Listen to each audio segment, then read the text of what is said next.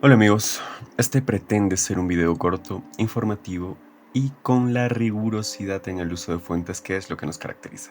Dicho esto, empecemos. Gente, ustedes deben saber que las convulsiones sociales siempre han existido y siempre van a existir. Sería muy ingenuo pensar que los hombres ansían lo bueno y no es así. ¿Podemos ser mejores? Claro que sí, pero el Zeitgeist, como dirían los alemanes, nos compelen a percibir el mundo de una determinada manera. Personalmente, no creo en las utopías, pero eso no quiere decir que no podamos imaginar un mundo diferente. Como hemos dicho una y mil veces en este canal, las personas generalmente buscan respuestas en la historia o algún consuelo que les permita reafirmar sus posiciones de poder y privilegio. Otras personas buscan en la historia reafirmaciones, lecciones y consejos. Es relativamente cierto el mantra que repiten los niños en el colegio cuando quieren memorizar el concepto de la historia. La historia es la ciencia social que estudia el pasado para entender el presente y proyectarnos al futuro. Bella frase. Pero la historia también cuestiona,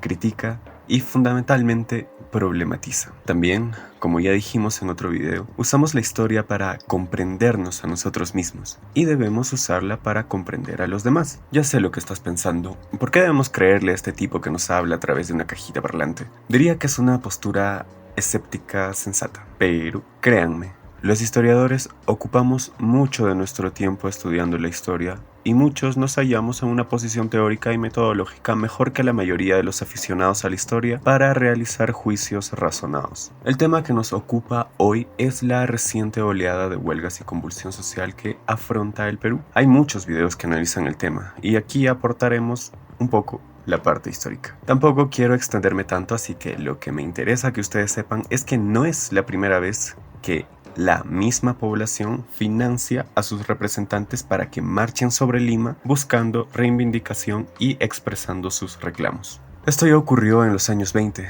pero pongámonos un poco en contexto. Augusto B. Leguía, un próspero administrador y empresario miembro de la aristocracia peruana, había dado un golpe de estado en 1919 y se afianzó en el poder en el periodo conocido como el Oncenio de Leguía o la Patria Nueva. Leguía fue un gobernante astuto que reaccionaba intuitivamente ante las nuevas demandas populares. Es más, el mismo Leguía buscó el apoyo de los grupos excluidos durante la República Aristocrática. Después de dar el golpe de estado, Leguía, reconocido por el ejército como presidente provisorio, convocó a una asamblea nacional para redactar una nueva constitución para legitimar su gobierno, y el 18 de enero de 1920 se proclamó la nueva Carta Magna. Esta constitución tuvo muchos cambios fundamentales, pero lo que nos atañe para los propósitos de este video es que esta constitución estableció la protección del Estado al indígena y reconoció la personería jurídica de sus organizaciones comunales. Solo para precisar, las poblaciones originarias vivieron en comunidad desde tiempos inmemorables. Y en septiembre de 1920 se creó la sección de asuntos indígenas en el Ministerio de Fomento. Leguía se veía a sí mismo como el redentor del indio, el llamado a hacer de los indios el pedestal más sólido de la grandeza nacional. Claro, Leguía utilizó el indigenismo de manera instrumental, incorporando de manera selectiva el pasado inca como parte constituyente de su visión de un país moderno y glorioso, al tiempo que desarrollaba una política paternalista hacia el indio a través de instituciones como la antes mencionada sección de asuntos indígenas y el patronato de la raza indígena. Leguía quería, según el estudio de Paul Drinot basado en publicaciones de época que exaltaban la figura del presidente, matar al indio viejo, este estereotipo del indio sin alma y con la cabeza doblada sobre el pecho, y hacer nacer al indio nuevo, un indio libre de la humillación y de la servidumbre.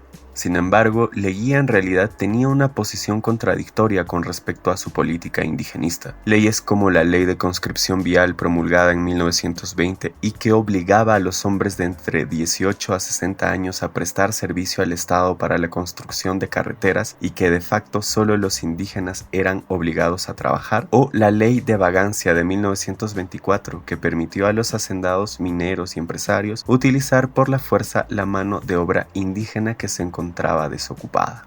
Podemos precisar que antes de la posición pro-indigenista de Leguía, ya existían otras organizaciones para apoyar los reclamos de las poblaciones indígenas, pero y aquí entramos al meollo del video, existía la rama. ¿Qué era la rama? La rama fue una actividad cooperativa inspirada en la minca andina, por la cual los integrantes de una comunidad o de un pueblo indígena aportaban dinero según sus posibilidades para financiar los viajes de sus mensajeros. Así era como llamaban a los que llevaban el mensaje, es decir, a las personas que representaban sus reclamos o quejas.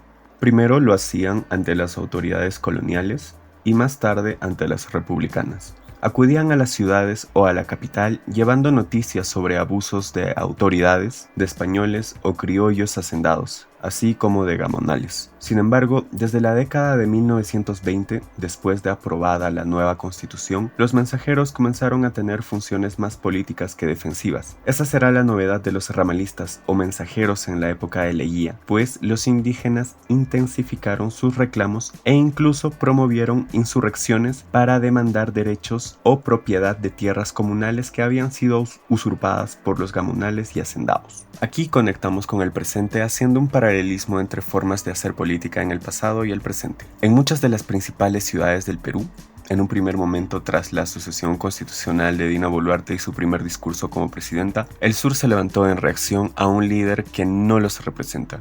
Yo sé que los sureños campiranos votaron por Castillo y compañía, pero más que votar por un personaje, los no capitalinos votaron por una idea de cambio en la estructura social del Perú, cosa que no sucedió. De todas formas, hubo convulsión y una gran cantidad de muertos exigiendo, entre otras cosas, la renuncia de Dina Boluarte, cosa que hasta hoy no sucede. Los paros fueron intermitentes y masivos. En mi ciudad, por ejemplo, los campiranos comenzaron a llegar masivamente de sus pueblos. Inicialmente fueron solo los representantes, los mensajeros, pero luego llegaron en caravanas y se instalaron en las principales plazas de la ciudad. Los ciudadanos del sur sintieron que sus demandas no estaban siendo escuchadas pese a los reclamos y la violencia generada. Entonces, haciendo un esfuerzo colectivo, juntaron dinero y recursos para que sus representantes viajen a Lima para que puedan ser escuchados, justo como pasaba en los años 20 con la rama. Un excelente ejemplo de reminiscencia de los valores culturales como el Aini y la Minca que perviven en la mentalidad colectiva de los pueblos del sur andino. Ahora imagino que estás pensando, si esta rama es tan antigua, ¿por qué nadie se acuerda de ella o por qué nadie más está hablando de esta antigua actividad? Pues porque en los años 20 muchos hacendados sureños le hicieron la guerra a la rama acusándola de pretender restaurar una utópica sociedad andina y atentar contra la nación peruana. La rama, como hemos explicado antes, era una suerte de caja comunal de ahorros que se alimentaba con los aportes de los integrantes de cada comunidad o distrito. Los fondos acumulados, monetarios y en especie, servían para financiar los viajes de los mensajeros, llamados también ramalistas, hacia Lima y hacia las capitales departamentales para presentar demandas contra abusos o para seguir las demandas ya interpuestas. Los mensajeros o ramalistas en realidad eran litigantes de los indígenas que rápidamente se asociaron con el Comité Central Tahuantinsuyo para fortalecerse. Pero el gobierno entendió pronto estos eslabonamientos de la tradición con la modernidad y prohibió la rama en noviembre de 1921. Decía Mark Twain, la historia no se repite, pero rima. En efecto, los eventos y los procesos son distintos, pero existen reminiscencias como esta que nos hacen dudar de cuánto en realidad hemos avanzado como sociedad y hacia dónde vamos como país. Bien amigos, espero que hayan aprendido un poco de esta antigua actividad andina que es como que lo más rebuscado de la historia de los años 20. Ya saben, todas las referencias bibliográficas están en la caja de comentarios. Suscríbanse y compartan este video con las personas interesadas. Un saludo.